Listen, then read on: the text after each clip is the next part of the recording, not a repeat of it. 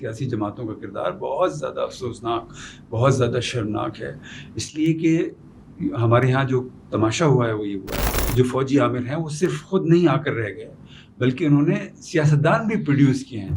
انہوں نے اسٹیبلشمنٹ کو سیاستدان پروڈیوس کرنے والی فیکٹری میں کنورٹ کر دیا. پاکستان کی سیاست کا سیاستدان بھی اوریجنل نہیں ہے. جی اوریجنل نہیں ہے، وہ بھی اوریجنل نہیں ہے، وہ بھی جی ایچ کیو مارکا ہے، یعنی جی ایچ کیو کی موڑ لگی ہوئی ہے اس کے اوپر. اس کی سب سے بڑی مثال بھٹو صاحب ہیں، وہ جنرل ایوب خان کی کیبنٹ کا حصہ تھے اور جنرل ایوب خان کو ڈیڈی کہا کرتے تھے. میاں نواز شریف جو ہیں ان کو تو کوئی جانتا بھی نہیں تھا.